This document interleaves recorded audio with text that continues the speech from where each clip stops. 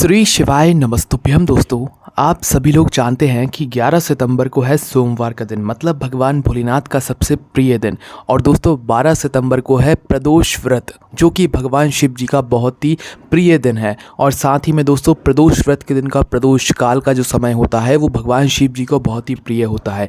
कहने का मतलब ये है कि सोमवार और मंगलवार का दिन इस बार भगवान शिव जी को यहाँ पर अर्पित है, क्योंकि दोनों ही दिन बहुत ही ज़्यादा विशेष हैं। और भगवान शिव जी की कृपा से आप इस दिन कुछ ऐसे विशेष उपाय कर सकते हैं जिन उपाय को करने से निश्चित ही आपके जीवन में बहुत सारे बदलाव आएंगे, आपकी ज़िंदगी बदल सकती है, साथ ही में आपके जीवन से दुख और कष्ट भी दूर हो सकते हैं। तो इससे पहले आपको उपाय को सुनना होगा, समझना होगा, उसके बाद आप अपने हिसाब से इन उपाय को कर सकते हैं। तो सबसे पहले हम लोग 11 सितंबर सोमवार के दिन किए जाने वाले कुछ विशेष उपायों के बारे में बात करेंगे। उसके बाद हम लोग 12 सितंबर प्रदोष व्रत के दिन किए जाने वाले कुछ विशेष उपायों के बारे में बात करेंगे।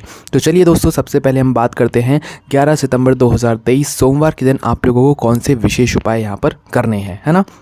तो सबसे पहले जो हम आपको उपाय बता रहे हैं दोस्तों, वो उस चीज़ के लिए बता रहे हैं जैसे कि बहुत सारे लोग ऐसे होते हैं अभी इस समय कि उनके जीवन में बहुत ज़्यादा कष्ट चल रहा होता है, परेशानियां चल रही होती, घर में बिल्कुल भी सुख और शांति नहीं रह रही होती है। तो उस स्थान पर आपको सोमवार के दिन यह वाला उपाय करना चाहिए। इससे आपके घर में खुशियाँ आएंगी और बहुत अच्छी अच्छी चीज़ें आपके साथ होने लगेंगी। ठीक है, जो भी समस्या है वो सारी कुछ ठीक हो जाएगी इस उपाय को करने के बाद, है ना। तो इस उपाय में सबसे पहली चीज़ आपको आवश्यकता होगी एक बेलपत्र की, और इस उपाय को आपको प्रातःकाल सुबह सुबह सोमवार के दिन करना है। ठीक है, तो करना क्या है, एक बेलपत्री आपको लेना है, साथ ही में आपको पीला चंदन लेना है और लाल चंदन लेना है ना। उसके साथ में आपको थोड़ा सा शहद लेना है और एक लोटा जल लेकर, और एक लोटा अलग से भी आपको जो है जल भरकर अपने साथ भगवान शिव जी के मंदिर निकल जाना है। ठीक है, शुद्ध होकर स्नान करके शुद्ध वस्त्र पहनकर, है ना। उसके बाद में भगवान शिव जी के मंदिर जैसे ही पहुंचो तो शिव जी के पास में आकर बैठ जाओ। अपने 2 लोटा जल को संभाल कर रखना, ये उपाय के लिए है ना। शिव जी के पास में आकर बैठो। बैठने के बाद अब सबसे पहले आप अपनी वह एक बेलपत्र निकालो, है ना। उस बेलपत्र की बीच वाली जो सबसे बड़ी पत्ती होगी ना, उस पर आपको पीला चंदन लगाना है। पीला चंदन का या भले ही आप एक टीका लगा दो, या पूरी उस बेलपत्र की बीच वाली बड़ी पत्ती पर पीला चंदन लगा दो। ठीक है, एक बेलपत्री ही लेनी है, एक साथ नहीं लेनी है। ठीक है, तो बीच वाली बड़ी पत्ती पर आपको पीला चंदन लगा देना है। साइड की जो 2 पत्तियाँ होंगी उन 2 पत्तियों पर आपको लगाना है लाल चंदन। हमने आपको पीला चंदन और लाल चंदन लाने के लिए बोला है। ठीक है, तो बीच वाली बड़ी पत्ती पर पीला चंदन और जो साइड की 2 पत्तियाँ होंगी उस बेलपत्र की, उस पर लाल चंदन। टीका लगा दो या पूरे में लाल चंदन भी फेर सकते हो, कोई दिक्कत नहीं है। ठीक है, तो करना क्या है, आपने लाल चंदन भी लगा दिया। अब जो आप अपने साथ शहद लेकर आए हो ना, इस शहद को कहाँ पर लगाना है वो आप सुनो। देखो, एक बेलपत्र की बीच वाली बड़ी पत्ती होगी और नीचे की 2 साइड की पत्तियाँ होंगी। तो बीच वाली बड़ी पत्ती और नीचे की 2 साइड की पत्तियों के बीच का जो स्थान होगा ना, उस स्थान पर एक हल्की सी डंडी का स्थान होगा, बीच वाली बड़ी पत्ती और 2 साइड की पत्तियों के बीच में, है ना। तो उस बेलपत्र की उस बीच वाले स्थान पर आपको थोड़ा सा शहद लेना है और लगा देना है। कहाँ पर, उस बीच वाले स्थान पर, है ना, जो हल्का सा डंडी का स्थान होगा उसी बेलपत्र में। तो आपको करना क्या है, इस बेलपत्र को भगवान शिव जी की शिवलिंग के ऊपर एक माता अशोक सुंदर जी का स्थान होता है। कहाँ पर होता है, जो कि जलाधारी होती है, जलाधारी के बिल्कुल बीचों बीच होता है ना। तो उस स्थान पर आपको श्री शिवाय नमस्तुभ्यम बोलकर इस बेलपत्र को समर्पित कर देना है। ठीक है, बेलपत्र जब आप समर्पित करेंगे तो चंदन का भाग मतलब गणेश जी और कार्तिकेय की तरफ आना चाहिए, और जो बीच वाली बड़ी पत्ती है वो मतलब माता अशोक सुंदर जी के ऊपर स्पर्श करनी चाहिए। ठीक है, इस तरीके से आपने बेलपत्र को चढ़ाया श्री शिवाय नमस्तुभ्यम बोलकर। उसके बाद में आप क्या करो, एक लोटा जो जल आप लेकर आए हो उस एक लोटे जल को एक धारा से भगवान शिव जी की शिवलिंग के ऊपर, बेलपत्री के ऊपर नहीं, शिवलिंग के ऊपर आपको समर्पित करना है। बस ध्यान ये रखना है, जब आप शिवलिंग के ऊपर यहाँ पर जल चढ़ा रहे हो तो आखिरी में थोड़ा सा जल बचा लेना है।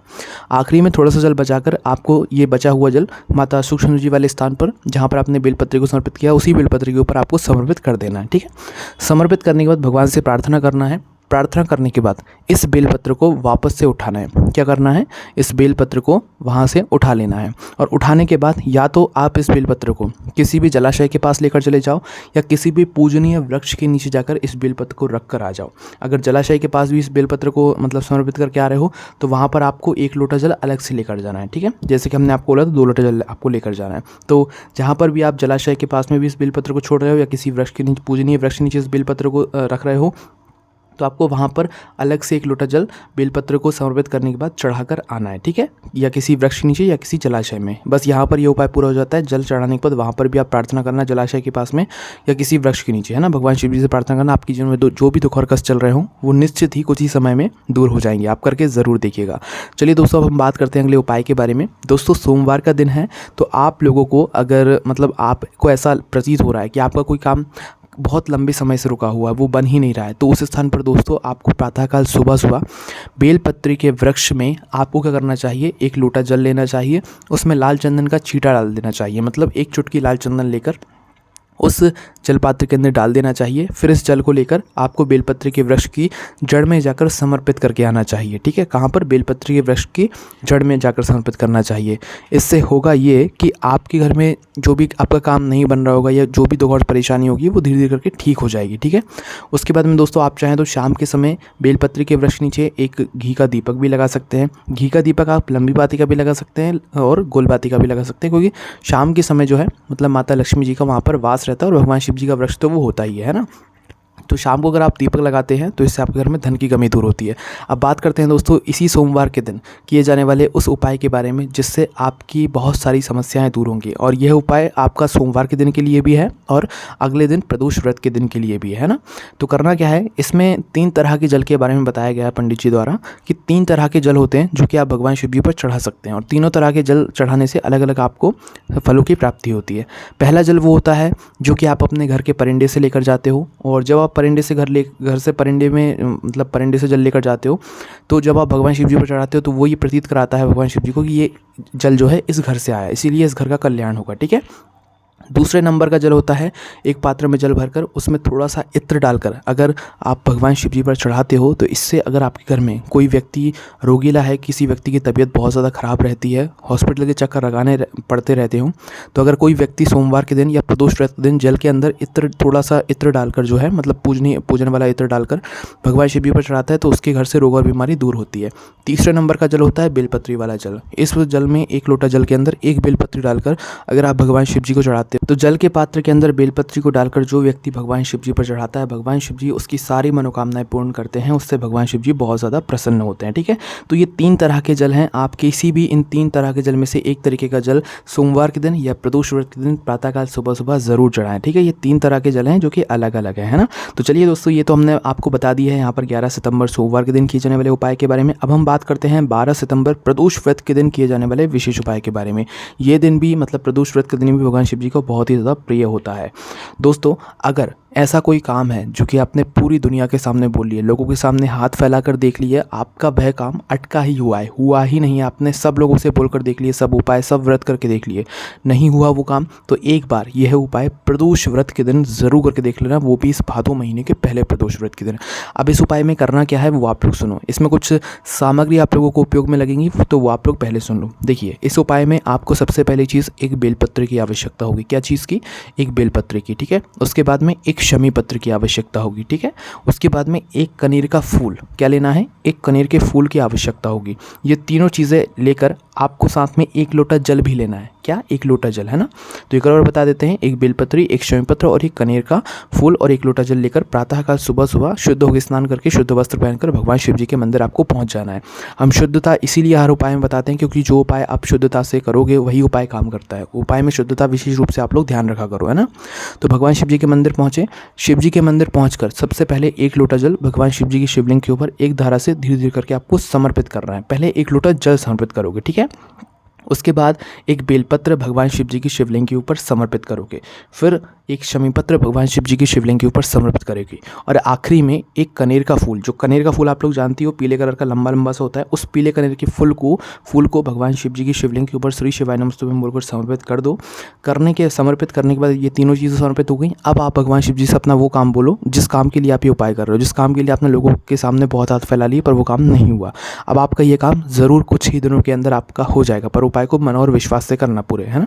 उसके बाद हम दोस्तों अब बात करते हैं अगले उपाय के बारे में, जो कि आपको इस प्रदोष व्रत के दिन करना है। तो दोस्तों इस दिन अगर आप लोगों भगवान शिव जी को प्रसन्न करना चाहते हो और चाहते हो कि आपकी कोई विशेष मनोकामना है वो पूर्ण हो जाए या आपके घर से दुख और समस्याएं दूर हो जाएं, तो उस स्थान पर दोस्तों आपको क्या करना है कि प्रदोष व्रत के दिन शाम के समय प्रदोष काल में, मतलब कि लगभग शाम के 6 बजे के बाद कभी भी इस उपाय को करना। एक पात्र में जल लेना, आधा लोटा जल ले लेना। उस आधे लोटे जल के अंदर क्या डालना है आप लोगों को वो सुनो पहले। एक बेलपत्री डालना है, एक शमी पत्र डालना है, कुछ हरे मूंग के दाने डालना है। हरे मूंग के दाने सैगे होने चाहिए, वो दाल वाले नहीं होने चाहिए, ठीक है। पूरे हरे हरे, पूरे सैगे सैगे दाने होने चाहिए। थोड़े हरे मूंग के दाने डालना है। उसके बाद में एक छोटा सा गुड़ का टुकड़ा लेना है, या डिल्ला जो भी होता है शुद्ध वाला, वो लेकर डाल देना है, ठीक है। ये चारों चीज़ें इस जल के अंदर डालने के बाद इस जल को लेकर शाम के समय प्रदोष काल में शिव जी के मंदिर जाना है और शिव जी की शिवलिंग के ऊपर इस जल को चढ़ा देना है। अंदर की सामग्री जल के साथ में चढ़नी चाहिए, ना कि हाथों से आप लोग अलग से निकाल कर चढ़ाओ। वह जल को एक साथ भगवान शिव जी पर एक साथ जो है चढ़ा दो, जिससे कि वो अंदर की सामग्री भी जल के साथ समर्पित हो जाए। जैसे ही समर्पित हो जाए भगवान से प्रार्थना कर लो। इस दिन प्रदोष व्रत के दिन ये वाले जल का विशेष महत्व होता है इस तरीके से जल चढ़ाने से, इससे भगवान शिव जी आपकी मनोकामना पूर्ण करते हैं, ठीक है। उसके बाद में दोस्तों प्रदोष व्रत का दिन होता है, कई सारे लोग व्रत रखते हैं और कई सारे लोग नहीं भी रखते हैं। तो जो लोग व्रत रखते हैं वो भी ये उपाय करें, जो लोग व्रत नहीं रखते हैं वो भी ये उपाय करें। भगवान शिव जी की बड़ी कृपा होती है, ठीक है। तो इसमें आपको करना ये है कि अगर आप व्रत रखते हो चाहे ना रखते हो, आपको प्रदोष व्रत के दिन शाम के समय प्रदोष काल में अपने घर के मुख्य द्वार पर आपको एक घी का दीपक ज़रूर लगाना है। वह घी का दीपक आप मिट्टी का भी ले सकते हैं। हम आपको ये बताएंगे कि आटे का एक छोटा सा दीपक बनाकर उसमें गोल बाती रखकर शुद्ध देसी गाय का घी डालकर फिर आप इस दीपक को लेकर जाएं। व्रत रखते हो चाहे ना रखते हो, है ना। इस दीपक को ले जाकर अपने घर के मुख्य द्वार पर जाकर जला दें, है ना। अंदर से देखने पर जो आपका सीधा हाथ पड़े उस सीधे हाथ पर आप लोग जला सकते हैं। जिस तरीके से हम जब बाहर से लौट कर आते हैं तो उस स्थान पर हम अपने सीधे हाथ के हथेली पर दीपक जलाते हैं, उसी प्रकार से जब हम अपने घर के अंदर से दीपक लगा रहे हैं तो घर के अंदर से आपका जो सीधा हाथ पड़े उस सीधा हाथ की चौखट पर आप लोग चाहें तो यह वाला दीपक लगा सकते हैं, ठीक है। और दीपक जलाते हुए श्री शिवाय नमस्तुभ्यम बोलकर भगवान से अपनी प्रार्थना ज़रूर कर लेना प्रदोष व्रत के दिन शाम के समय। जो लोग व्रत रखते हैं उनको तो फल मिलेगा ही, पर जो लोग व्रत नहीं रखते उनको इस दीपक लगाने के बाद, अपने घर के मुख्य द्वार पर दीपक लगाने के बाद इस व्रत का फल भी ज़रूर मिलेगा, ठीक है। जो लोग मल्टीस या किराए के घर में रहते हैं तो उनका किराए का घर या मल्टीस का जो मेन गेट होगा उस मेन गेट पर आप लोग वह दीपक रखें, ठीक है। और जिनका खुद का घर है तो भाई उनको एक मेन गेट अलग होगा, वहाँ पर जाकर आप इस दीपक को रखें। इस दिन इस दीपक का विशेष महत्व होता है, ठीक है। उसके बाद में दोस्तों आखिरी उपाय हम आपको बताते हैं कर्जे से जुड़ा हुआ। अगर आपके घर पर बहुत सारा कर्जा है या किसी व्यक्ति के ऊपर बहुत ज़्यादा कर्जा है तो उसको क्या करना चाहिए कि प्रदोष व्रत के दिन शाम के समय प्रदोष काल में एक वट वृक्ष जो आपके घर के आसपास हो उस वट वृक्ष के नीचे जाना चाहिए, एक लौंग लेकर और एक घी का दीपक लेकर गोल बाती का, ठीक है। आटे का भी हो सकता है, मिट्टी का भी हो सकता है ना। तो वहाँ पर जाकर सबसे पहले आपको वट वृक्ष के नीचे बटकेश्वर महादेव के नाम से आपको सबसे पहले वह दीपक जलाकर वहाँ पर रख देना चाहिए। उसके बाद में लौंग का भोग वहीं पर बटकेश्वर महादेव जी को जो है वट वृक्ष के नीचे लगा देना चाहिए। तो दोस्तों जिस व्यक्ति के भी ऊपर बहुत ज़्यादा कर्जा है तो उस व्यक्ति को इस प्रदोष व्रत के दिन प्रदोष काल में शाम के समय में वट वृक्ष के नीचे जाकर एक घी का दीपक जलाकर एक लौंग रख देनी चाहिए बटकेश्वर महादेव के नाम लेते हुए। उसके बाद उसके व्यक्ति के घर से कर्जा दूर हो जाता है, उस व्यक्ति का कर्जा चूक जाता है। आप इस उपाय को ज़रूर करके देखिए। तो दोस्तों यही सारे उपाय थे जो कि आपको यहाँ पर 11 सितंबर सोमवार के दिन और 12 सितंबर प्रदोष व्रत के दिन करना है। अगर आप इन उपाय करने में कोई भी दिक्कत समस्या आती है तो आप हमसे कमेंट करके पूछ सकते हैं। ओम नमः शिवाय, जय भोले बाबा, श्री शिवाय नमस्तुभ्यम।